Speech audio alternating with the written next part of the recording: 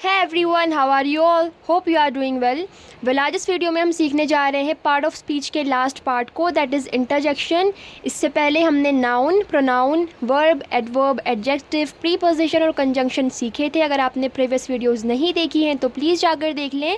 मैंने ग्रामर पर वीडियोस बनाना basic topic से ही स्टार्ट किया था। मैंने tenses, modal verbs, WH terms और WH टर्म्स का यूज़ हम सेंटेंस में कैसे करते हैं, इन सब टॉपिक्स पर वीडियोस बनाई थी। If you haven't watched previous videos please watch them, क्योंकि बहुत ज़रूरी है कि हम स्टार्टिंग से इंग्लिश को सीखें तो हमारे कॉन्सेप्ट्स भी क्लियर होते जाएंगे। Now coming back to the point, interjection क्या होते हैं? हमारे मूड को, हमारी फीलिंग्स और इमोशंस को एक्सप्रेस करने का काम जो वर्ड्स करते हैं वही हमारे इंटरजेक्शन होते हैं। And interjection is a part of speech in grammar that expresses strong और सडन इमोशंस, रिएक्शंस और एक्सक्लेमेशंस, यानी कि हमारे जो इमोशंस हैं, हमारे जो सडन फीलिंग्स हैं, सडन रिएक्शंस हैं। सडन रिएक्शंस का मतलब हो गया, मान लिया आप ट्रैफिक में फंस गए हैं और आपको गुस्सा आ रहा है बहुत, तो ये आपका सडन रिएक्शन ही तो होगा। अचानक से तो आपको गुस्सा है ना ट्रैफिक में फंसने से, तो ये आपका सडन इमोशन या रिएक्शन हो गया। इन्हें एक्सप्रेस करने के लिए इंटरजेक्शन बहुत यूज़फुल होते हैं।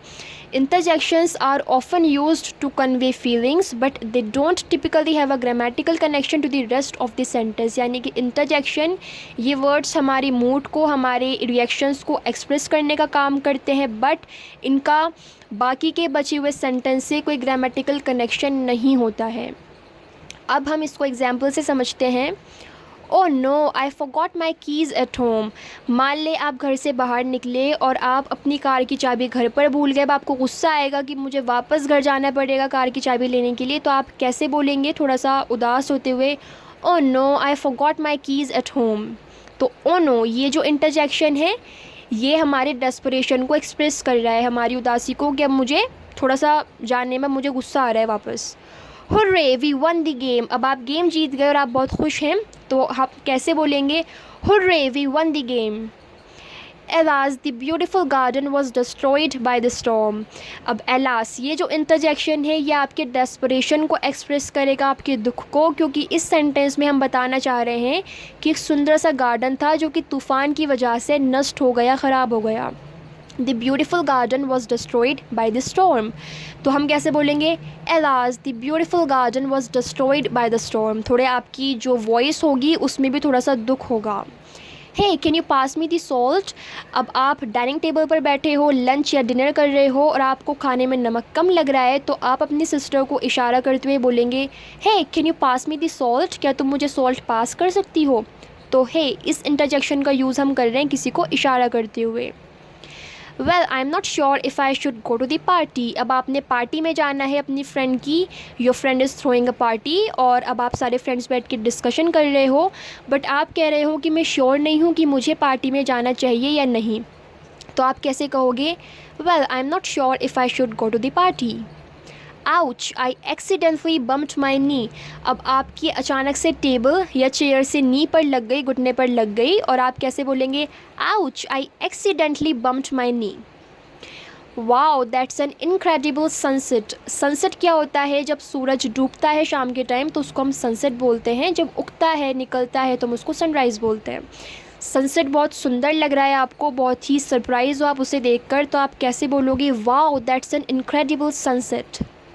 Bravo, you gave an excellent presentation. For example, आपने ऐसे कॉम्पिटिशन में बहुत अच्छी परफॉर्मेंस दिया, फर्स्ट आए ऐसे कंपटीशन में, या आपने एग्ज़ाम को क्रैक किया, या आपने बहुत अच्छी प्रेजेंटेशन दी स्कूल या ऑफिस में, तो आपके जो एल्डर्स हैं, फादर हैं या मम्मी हैं, वो आपको शाबाशी देंगे। शाबाशी देने के लिए ही इसका हम यूज़ करते हैं ब्रावो का।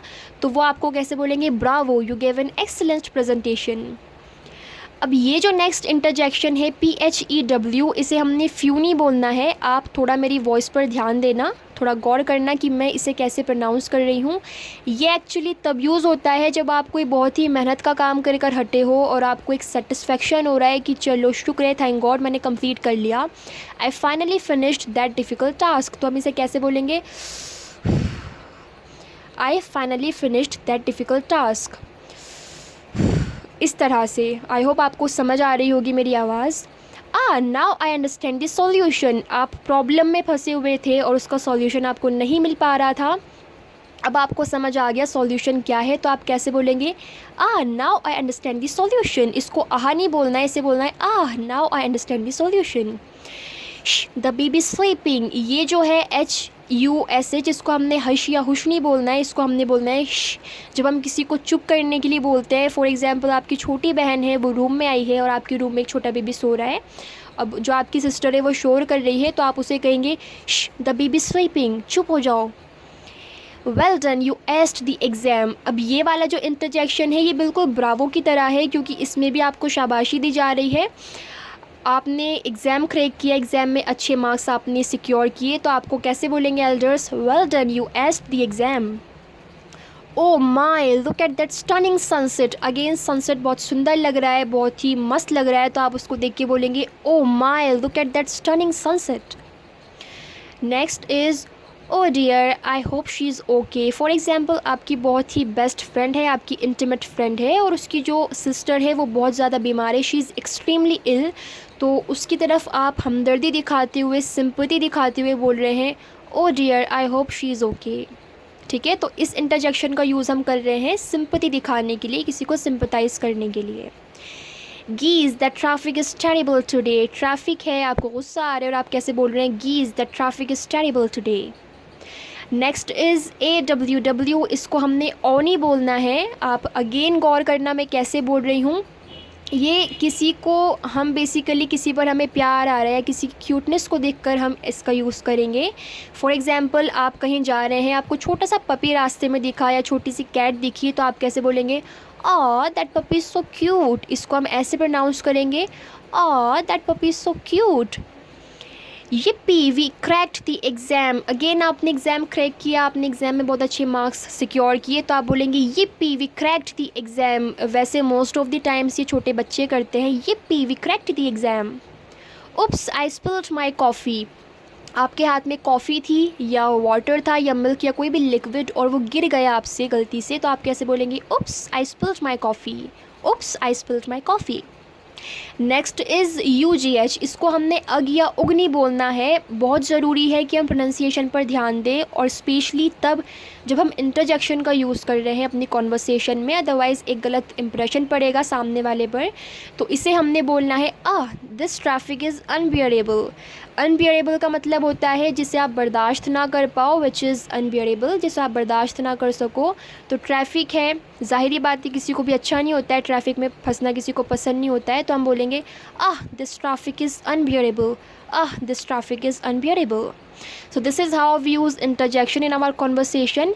बट एक चीज़ जो आपने ध्यान रखनी है, one thing that you need to keep in mind while using these interjection in your conversation is कि आपने प्रोनाउंसिएशन पर ध्यान देना है, और आपने ये पता होना चाहिए कि किसी भी इंटरजेक्शन को यूज़ करने का सही तरीका क्या है। मतलब हर एक इंटरजेक्शन का अपना मूड है, हम उन्हें मूड के हिसाब से, जैसे किसी में अपनी डेस्परेशन को एक्सप्रेस करते हैं, किसी में हम अपने गुस्से को एक्सप्रेस करते हैं, किसी में खुशी को, किसी में सिंपैथी को, जैसे हमने देखा किसी में हम थक गए हैं, थकने के बाद और फिर हम एक आह भर रहे हैं, तो इस तरह की चीज़ों को हम एक्सप्रेस करने के लिए इंटरजेक्शन का यूज़ करते हैं। मुझे काफ़ी इंटरेस्टिंग लगी इंटरजेक्शन। अगर आपको भी मेरे साथ इंटरजेक्शन सीखने में मज़ा आया हो तो प्लीज़ इस वीडियो को लाइक करें और मुझे कमेंट बॉक्स में जाकर बताएं आपको इंटरजेक्शन कैसे लगी और मेरी वीडियोस कैसी लगी। मेरे चैनल को सब्सक्राइब कर ले for more such grammatical video. मैं आपको स्टार्टिंग से इंग्लिश सिखाने वाली हूँ, और ना सिर्फ आपको सिखाने वाली हूँ बल्कि आई एम स्टिल लर्निंग, मैं भी तो सीख रही हूँ इसको। तो प्लीज़ मेरे चैनल को सब्सक्राइब कर ले for more such grammatical video, और मुझे कमेंट में जाकर बताएं आपको मेरी वीडियोस कैसी लगी, और इस वीडियो को लाइक कर दें, अपने फ्रेंड्स के साथ शेयर कर दें। Thank you very much for watching the video. Bye bye, see you soon.